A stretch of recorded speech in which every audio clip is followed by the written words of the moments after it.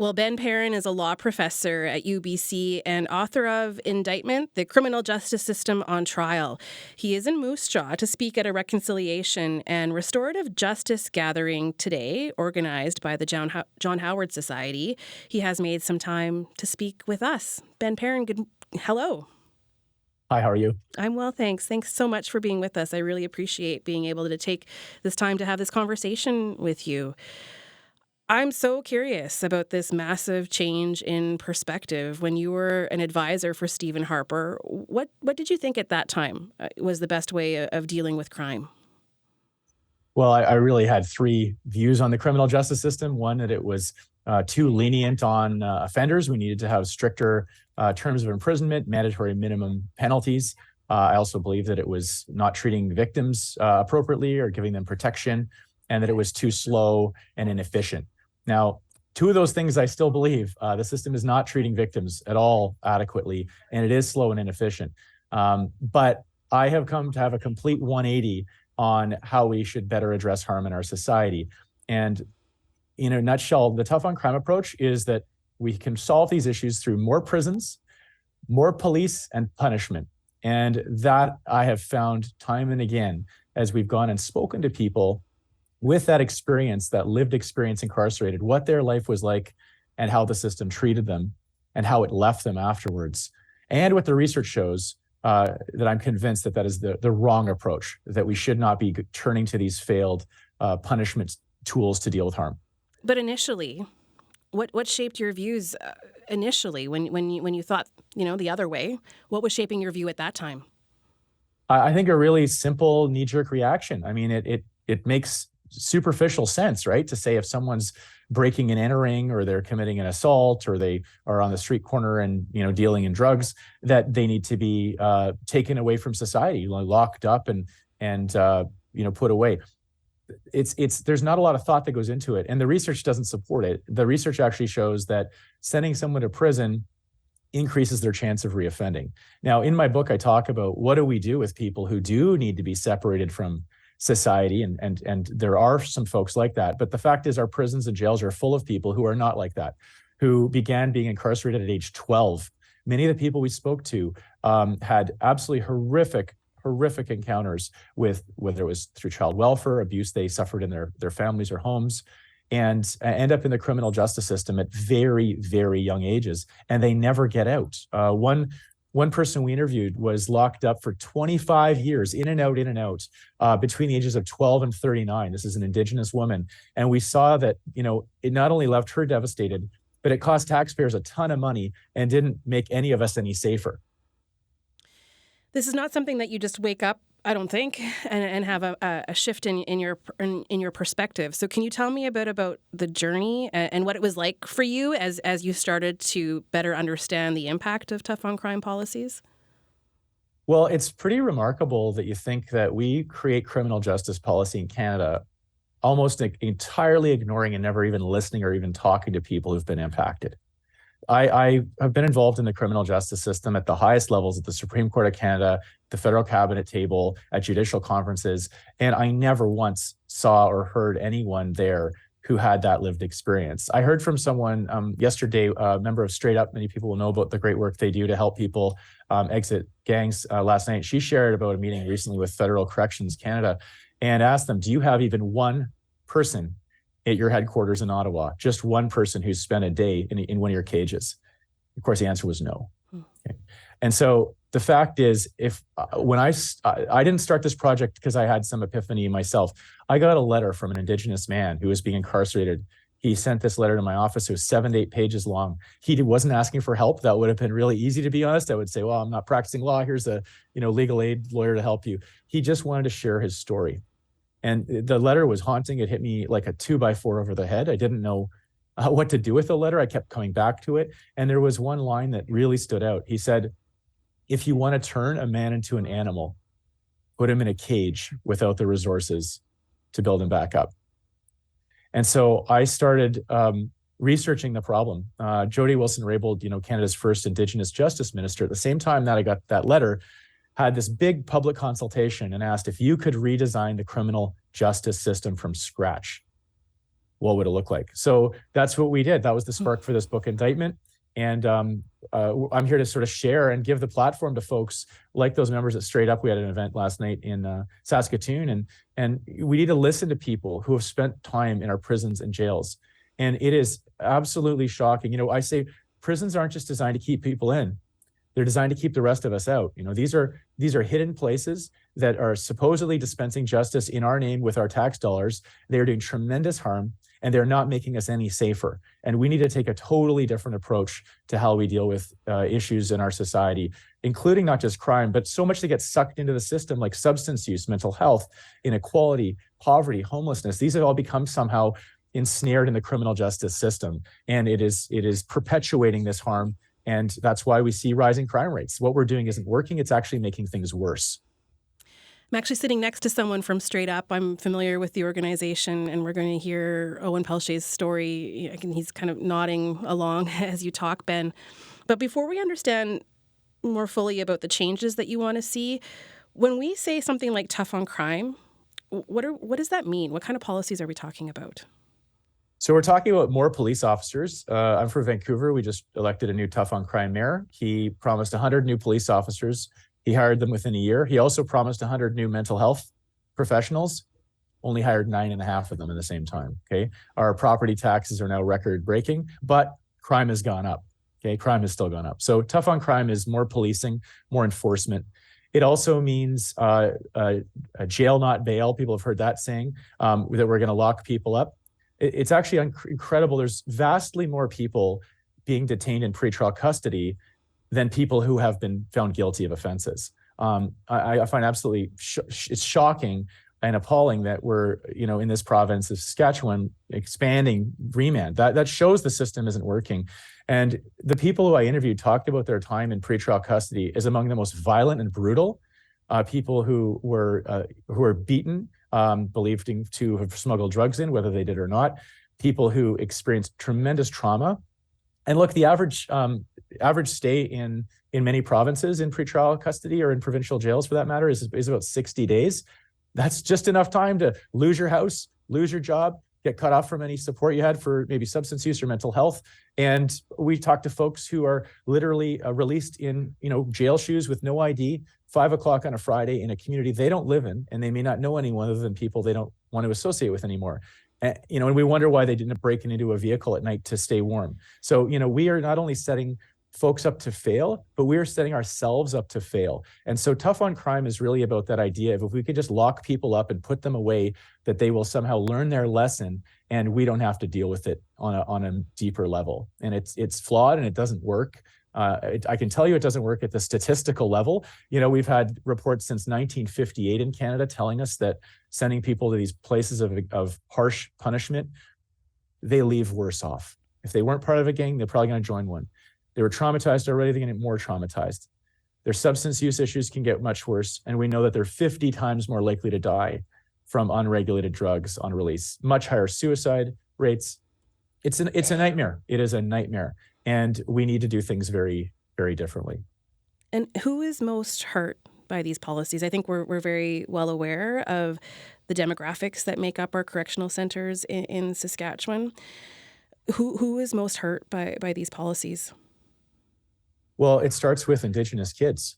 And it starts with Indigenous kids who are locked up the moment they turn 12. I spoke to people literally the day after they turn 12, a week later, they stop being dealt with through a punitive education system where they're disciplined and expelled, and then they are shuffled around to various foster homes where they're abused. And from a very early age, we talked to folks who began turning to substances like alcohol. The youngest I heard from one of the folks we talked to was 5 years old. She became addicted to alcohol to numb out the pain and the abuse she was experiencing. Others, 10, 11, 12 years old, using, opioids like heroin. Opioids are pain relief. That's what they're for. When you go to the hospital, you get opioids, it's to relieve pain. And so what we see in the ways that Indigenous folks shared with us in our study, we talked to everyone from elders and Indigenous police chiefs right down to folks who were locked up and incarcerated and were themselves victims of crime. And they shared very much what Harold Johnson described, the late Harold Johnson. He said, look, there's 3 moves here. First of all, settler colonialism creates the pain and the trauma, and then it provides the supposed solution, the substances to medicate that pain. And then it criminalizes people for taking that medication, those substances to medicate the pain. And so the justice system is about holding people accountable, supposedly. We as a society need to be holding ourselves accountable. We created these conditions. We're continuing to perpetuate the harm. So our prisons are not actually where the average person who commits a crime goes. Someone like me, if I get charged, I can hire a fancy lawyer. If I don't have money in my bank account, I'll get it from my home. I'll call the bank. They'll give me a home equity line of credit for $30,000. I got a thing in the mail the other day. They said, hey, here's $30,000 line of credit if you want it. I didn't want it because I'll waste it. But I could today call the bank and I'll have it. I'll hire the best lawyer I can find. They're going to give me advice that is going to keep me out of jail, on pretrial release. They're going to say in the meantime, hey, you need to do some anger management classes. You're going to do an apology. You're going to donate to charity. They're going to bring me to the prosecutor. And guess what? 90% of cases don't even make it to court. They get resolved through plea agreements. So I have someone in a nice suit speaking for me.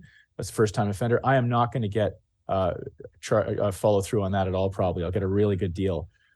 If I am someone who is either a combination of poor, Indigenous, Black, or a person of color, have mental health issues, substance use, don't have a fixed address, you pick any two of those three, the chances of me facing negative outcomes through the whole system from start to finish are substantially worse. So, it is not a justice system. There is two tiers of justice in this country. We have a private system of justice for people who can afford to pay to play, and we have a public system for everyone else.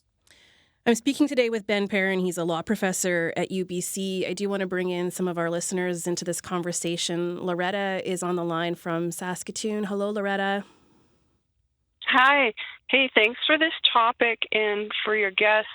Yeah, I would be in agreement, not only seeing the tiers of system, but there's a difference between the legal system and the justice system. The legal system based on colonization still, particularly in my experience in this province, still reflects lack of trauma-informed lawyers, doctors, dentists, all systems. There are places in Canada that have trauma-informed training for all lawyers, judges, everyone involved. But Saskatchewan, we are still awaiting any kind of integration of that, particularly when it comes to interpersonal violence.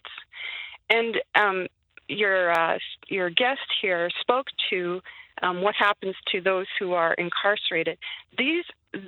The impacts are the families of those incarcerated, the families, direct relatives, children. Everyone is impacted by the lack of trauma-informed care. Loretta, thank you. Thank you. We also have Wayne in Beaver Flats on the line. Hi, Wayne. Hello. Yeah, just a few thoughts here. The way I look at it is there's on crime, and I'm not particularly in favor of that wording of being tough on crime. But having been a mental health therapist now for 35 years, I've seen a lot, and a lot I'd like to forget, especially within the correctional system. Where we're lacking, in my opinion, is first of all outside, and that's phase one, and that's education.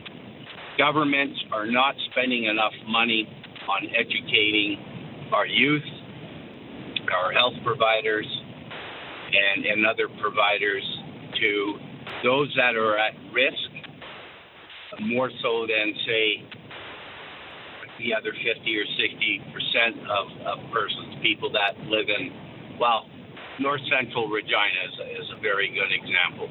We need boots on the ground. We need lots of resources in the community. Once a person enters the penal system, is that there's no resources, especially federally. Federally, you may see a counselor. That's the experience of the guest we're going to be hearing from a little bit later on the show, Owen Pelletier.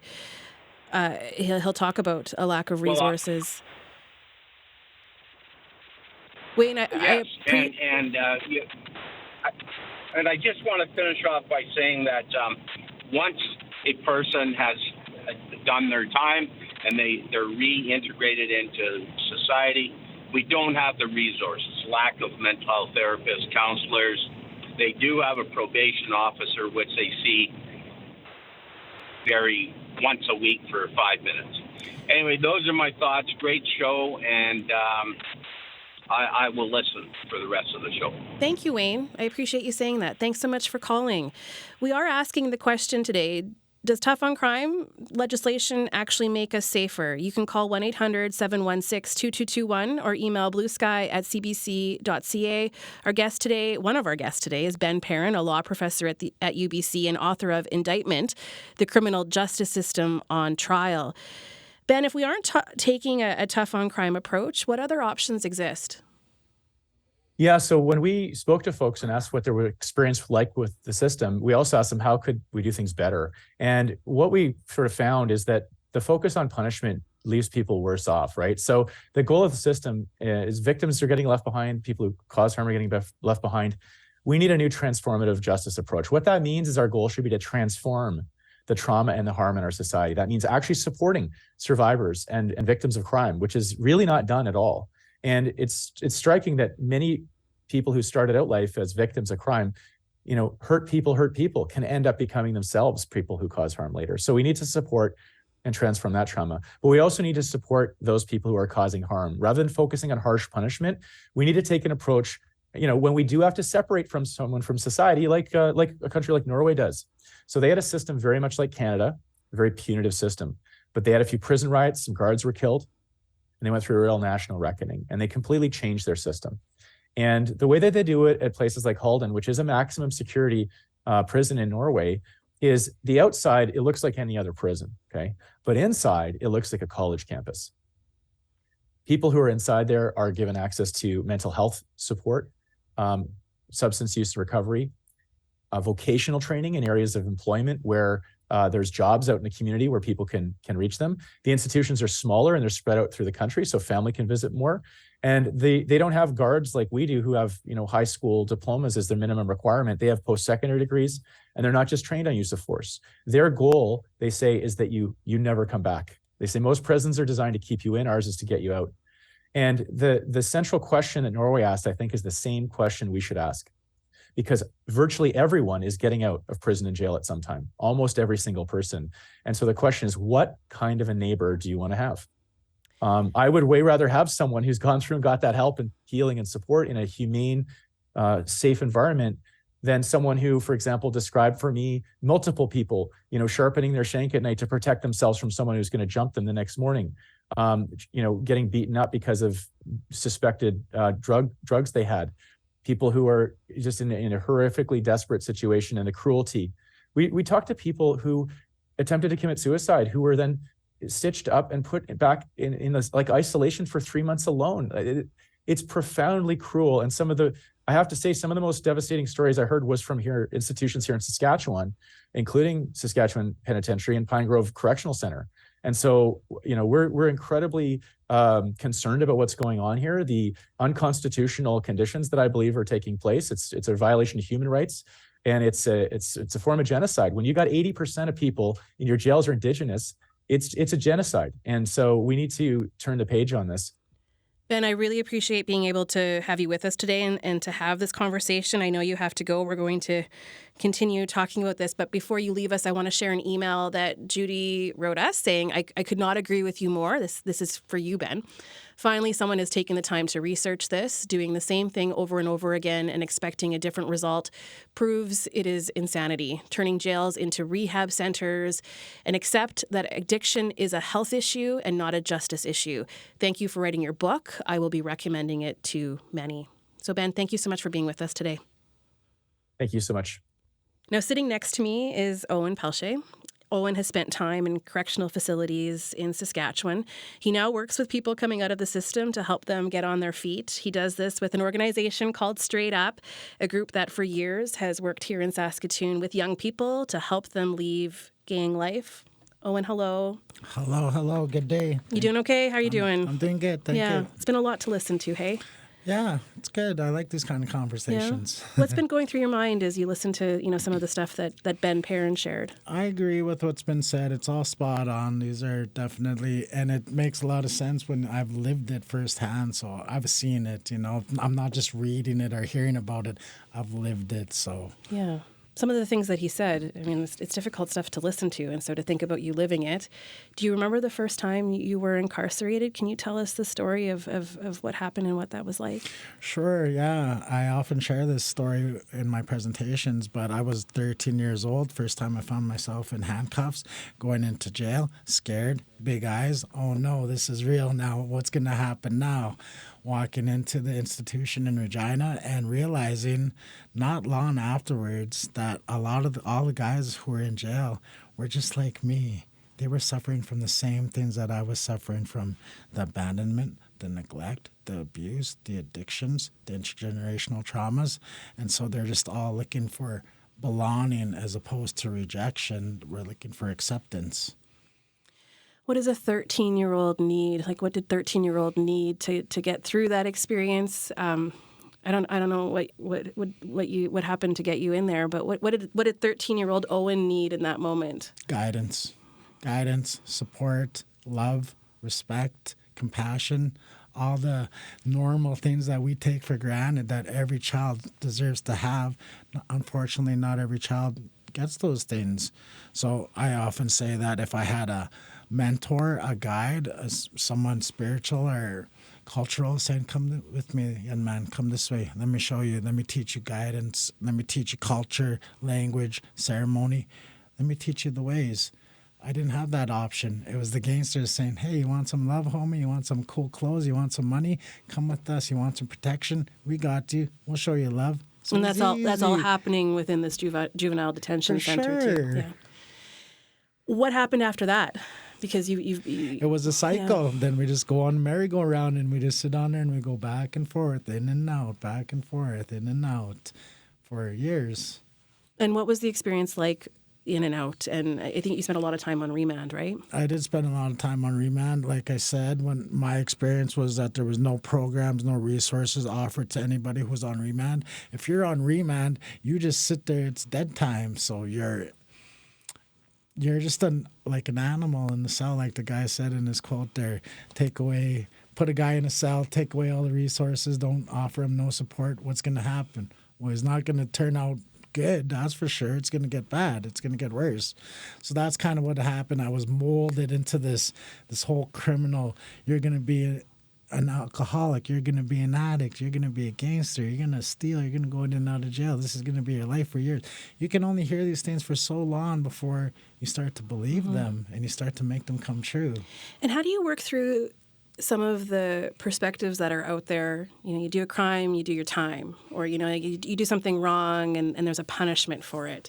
So whether we call it tough on crime or whatever sort of narrative that's attached to that, I mean, how do you respond to that? It's not the answer. The system is broken. We need to find a new way. Definitely a new way. So the new way is through transformation of relationships with self, with others, with our environment, and with our higher power, whatever we choose to call that. You work with a lot of people now. I do. And are there stories similar to yours? Very much so. Very much so. So that's what makes me an asset. And I often tell people all the things that I went through, being in the game for 12 years, being lost in addictions for 25 years, in and out of jail, this was not a waste. These were important lessons for me to learn so I can serve the guys that I work with. This is how my credibility is now. They listen to me, and I know a way out. It's not the only way out, but I know a way out. And if they want, I'll help support them on this way out. How did you find a way out? Well, I left the gang in 2017 after I completed treatment. I've been to detox 3 times. I've been to treatment centers 3 times. Then I moved to Saskatchewan, and that's when I met Straight Up. I came and did a presentation at the Calder Treatment Center where I was a client. I was super excited. Once I seen their presentation, I said, I want to be a part of this. I know this is where I'm meant to be. And I've been working with them for over 3 years now. And you don't do this work alone. Your partner also speaks a lot about her own experiences, and we've actually managed to reach her. She's on the phone. Great. We both can say hello to Cheyenne. Hi, Cheyenne. Hey, how's it going? Good. You've been listening to Owen, and I know you've got your own story. Can you share a little bit with us what your experience has been in correctional facilities in Saskatchewan? Sure. So I originally started dabbling in drugs and alcohol by the age of 11, and I eventually got into the gang stuff around the age of 12. So I became very entrenched at a really young age, and that's when my journey in the youth justice system began. I started going in and out of Kilburn Hall, and I never really thought about it until I was an adult. So why are we putting children in, these facilities, in jail facilities, locking them up? And I personally didn't find any healing in those places for myself. As a young person, I wasn't ready, but I also wasn't accessing the supports that I truly needed in those places. Once I got into my adult years, I was still struggling with my addictions and still in the gang life. And then I started my journey into the adult correctional system. So I was going in and out of Pine Grove. I was last incarcerated in 2019, where I kind of had an epiphany that I could sit there and I could continue living the way that I was living, and I could end up in jail for the rest of my life, or worse, dead from the addictions. But I chose the harder thing to do, which was reaching out for help, something that there isn't a lot of help inside the correctional system. There's a lot of processes you have to go through to even access a lot of programming or things that they have to offer, which isn't a lot. I was lucky I managed to get into schooling where I actually completed my grade 12 while I was in Pine Grove Correctional System, as well as I got into maybe one program. I was pretty lucky to get into that one, but I'd say there's lengthy wait lists. And then if you're sitting on remand time, you don't have any access to any type of programming, which doesn't help at all because you're just sitting in there, and really there's not a lot to do for healing or self-work on yourself while you're sitting in those places. So Cheyenne, I'll put this question to you that we've been putting to our listeners. Does the tough on crime approach make our community safer? What do you think? The tough on crime. I think people like to say there's a lot of crime in our communities, but they're not looking at the bigger picture of why these crimes are happening, and they're not willing to help the people and help the root causes of why these people are resorting to some of the things that they do in the community, such as theft or vandalism, or, even sleeping outside. Right now, I'm working in the hospital doing medical social work, and it's extremely disheartening because you see people who are struggling on the streets, and it's such a broken system. And many of these people have been incarcerated, and then once they get released, they have nowhere to go, so they come to the hospital. And I'm finding it more often that people come with minor complaints, and then people, staff and the community are complaining about these people and complaining about the crime in the area, because I'm working in the hospital that's primarily in the core neighborhood of Saskatchewan. But yet they aren't willing to look at these people as humans and realize that they're sick and they're hurting and that they need support. They're just looking at them as the crimes they commit, but they're more than that.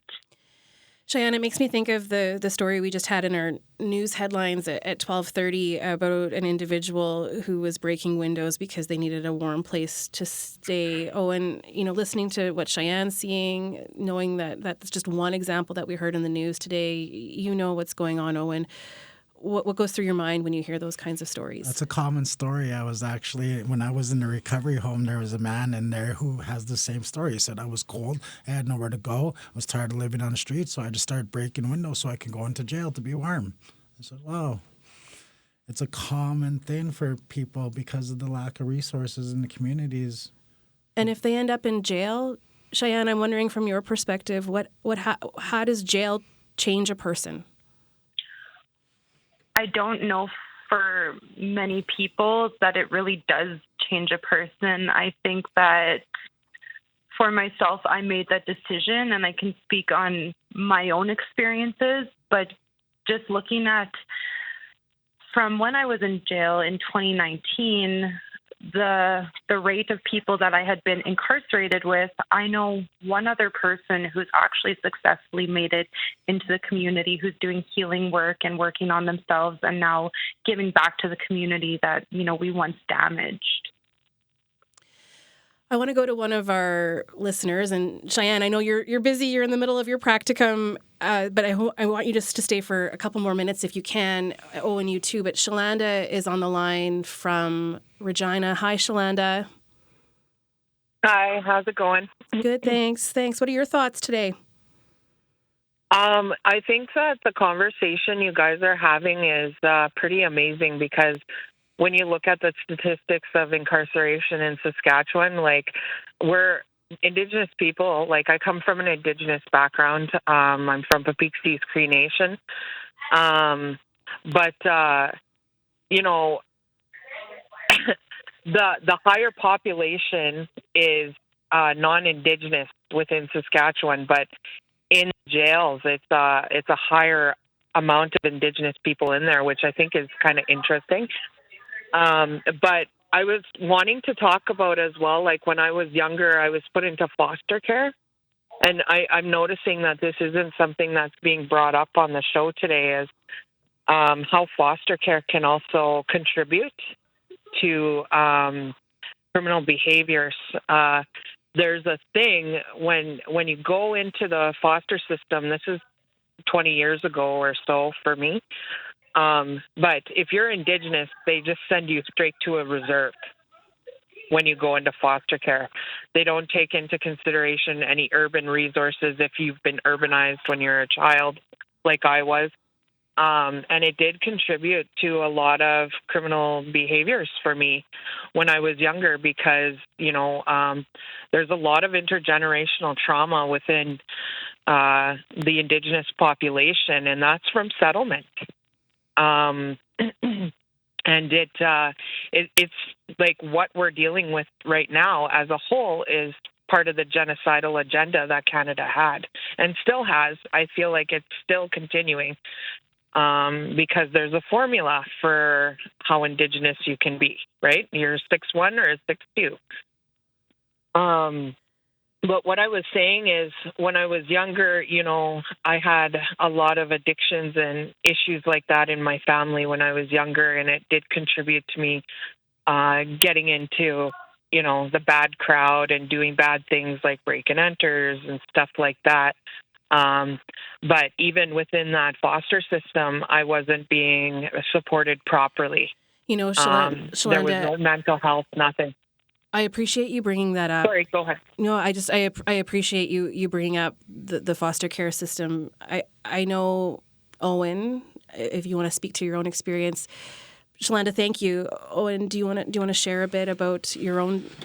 Yeah, I was involved in the foster care system as well several times as a baby and then a young child, going in and out of the system and becoming a permanent ward of the government at age 5. I've spent 7 years in the system, and I didn't know who I was. I didn't know my identity. I wasn't proud of myself as an Indigenous person. I faced a lot of racism and discrimination. I had self-racism. I was trying to scrub the brown off my face because of the way the other kids at school made me feel. And once again, you're a dirty Indian, you're a drunk, you're going to be an alcoholic, you're going to be a thief, blah, blah, blah. You hear these things daily over and over. You're ducking bullies and all of this negative stuff. You just do not feel good. You do not feel worthy. You feel less than. Mm. And then you're told all these negative things. As a child, you can only be told them so long before you start to believe them and make them come true. And I made all those things come true. Cheyenne, what about you? I do not have any. I was never in a foster care, in a foster home or involved in that broken system. But just hearing my partner's experience in it, and then hearing other people's, it's definitely broken. And it's tough to think about, because I still see it happening to this day, with almost being like it's like a modern day residential school system. They're still taking Indigenous children away from their families and placing them in with people who are foreign to them, who don't speak their language, or they're away from their home communities. They're not placed around their culture or tradition. There's a disconnect from their own identity. Cheyenne, I'll ask you one last question before you get back to work. What is your hope then for young people who've maybe committed a minor offense? What's your hope for them? What do you think they need? I think it's really important for the young people to have positive mentors in their life. I think that a lot of people, I know for myself when I was young and I was struggling, coming from a broken family, I didn't realize there were so many people out there who were willing to help. I just hope that there's more education given to these young people, that there is people out there that they can reach out to in times of need or in times where they need somebody to talk to or going to a safe place, that there is those resources and supports available to them. And hopefully, they can reach out to those people. Cheyenne, it's been really good talking to you, and I'll let you get back to work, okay? Awesome. Thank you so much. Take care. That's Cheyenne McDonald, who works straight up with you, your partner, Owen. We are asking people, do tough on crime policies make our communities safer? You can call us with your story if you're like Cheyenne, if you're like Owen, you've got lived experience that you want to share with us. If you have opinions, 1-800-716-2221, or email bluesky@cbc.ca. Now, we did get this email from John, who writes, "This is nothing but a buzz phrase implemented, usually politically, to attain votes. It is a legalization of the smug, lofty eye for an eye ideal sung by many in days past. One example of this is here at home in Saskatchewan. Our current provincial leader is championing and crowing about his new marshal service to mollify, gain admiration and praise from primarily rural residents that make up his voting base for the most part. Logistics and studies of the effectiveness of this thinking and policy creating that prove it does not work mean nothing to the proponents. In this case, all it will probably do is push rural crime initiators away from certain areas and into jails. This, of course, is really the main push here, not in my backyard, Jordan joins us now from Regina. Hello to you, Jordan. Hey, thanks so much for the program. What are your thoughts? My thoughts are that I disagree with everything I agree. I almost misspoke there. I agree with everything being said. And the thing that really came up in my mind through the conversation was just to offer to anyone listening and anyone who cares about this, if you haven't heard of Homeboy Industries in California, biggest gang intervention group in, I can't remember if it's North America or the world, but wildly successful at helping people get out of the gang life and find purpose, love, community, belonging, all these things, of course, that people are desperately needing. So Father Greg and Homeboy Industries, if anyone's looking for some incredible inspiration, it's a Christian organization, but in my mind, it really doesn't matter because it's all about love, acceptance, inclusion, and stopping the practice of discarding people. Thanks and my only other thought, sorry, go for it. No, you go ahead. Keep going. My only other thought was just the interconnectedness between economy and the justice system, and how much the imperialism is really paralleled by capitalism. And so the other thing I wanted to throw out that I thought people might be interested was to look up a Chilean economist. His name is Manfred Max Neef.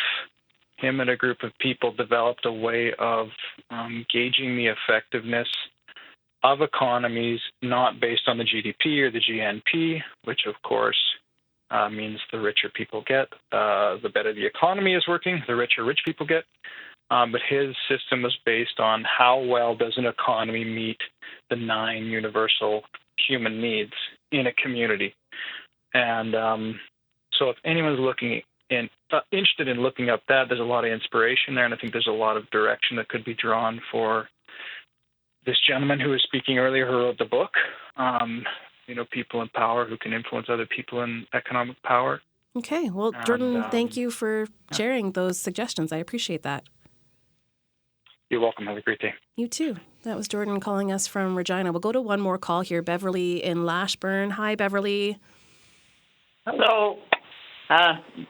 We should all know by now that vicious punishment doesn't help. It doesn't help with any living things. You've got to show a decency and how to actually acceptably achieve the things that every human has to have, which is food and shelter and water and a certain amount of social interaction. And they're not going to learn that in prison. And it's a very expensive way to make sure that you're going to continue to need a large police force. It's absolutely ridiculous. We know better. I'm old, but even I can see it. I love your passion, Beverly. It's so, I can feel it. Thank you so much for calling. Thank you. And thank you for listening and letting me talk. I like talking. So do I. Beverly Owen said a couple of things there. That phrase, vicious punishment, but then also talking about policing. So I have two questions. Vicious punishment, is that something that you felt you experienced? What impact did that have on you? Sure, yeah, definitely vicious punishment. Just kind of being locked up and almost forgotten about with the lack of care and the lack of talking to, understanding, lack of any resources. That's a form of vicious punishment, just kind of thrown in a box with no explanation. And that's how my younger years were, and I just didn't understand what was going on. I just kind of went with the flow. And so many Indigenous young lives are going that way. They just go with the flow and think it's a normal part of life. That's what I thought it was. What about policing? A conversation we've had a lot here, especially in Saskatoon, and I think in Regina, there's this call for more community resource officers. So, a different unit than regular police officers, but officers who are supposed to be more connected to the community, may not be carrying a gun, to really connect with individuals. Is that an approach that you would like to see? Because I think sometimes with Tough on Crime, I think the image that people get is more police officers locking people up. And so I'm wondering what your thoughts are on that. What I would like to see is education. Reconciliation starts with education. So mandatory education about the history of Indigenous people, the things that we've went through, the racist, discriminative social policies that were put in place to keep us oppressed. All of this information is very valuable and important if you want to work with Indigenous people to help them out of that broken cycle and help them to heal. You need to know what you're dealing with. You can't just jump in and expect to help. Do you have anything to say to people who have been a victim of a crime? Maybe if belongings were taken or anybody who's been hurt, right? Whether physically or do you have anything to say to people who have been a victim of a crime? Forgiveness is the key that has no respect for any lock. So whoever hurt you, whoever betrayed you, whoever stole from you, forgive them, not for them, but for ourselves. We forgive for ourselves to break the chains so we can be free, so we can spread our wings and soar. It's a hard thing to do. It's not like you could say it, but to really mean it, that's a different level. You got to dig deep within that. You got to be connected once again to yourself, to others, to your environment, and to your higher power, the medicine wheel. So seeking out education, reconciliation. What keeps you doing this work? Some people might want to just walk away. I know you're in school and you could just leave this all behind. This is my life purpose. This is my calling. This is my destiny. This is what I'm here to do. This is why I went through everything I went through and why I'm still functioning, why I can still think and speak well. So many guys that I grew up with that went through that are not here. They're not here anymore. They're in the ground or they're in the penitentiary for the rest of their lives. Why was I spared to do this work? That's why. So tell me about the young people that you're working with and how their stories motivate you now. Well, like I said, a lot of them just need some proper guidance. They've been guided, but they've been misguided. Like I said, the gangsters, the homies, the bros have protected them and gave them that false sense of companionship and belonging and misguided them the wrong way. So they just need positive guidance, positive mentors, people who can be authentic with them and actually listen to them instead of always trying to give them advice. Just sometimes you just need someone to listen. I've loved listening to you today, Owen. Thank you so much for being with us this whole hour. I appreciate it, and I wish you all the best.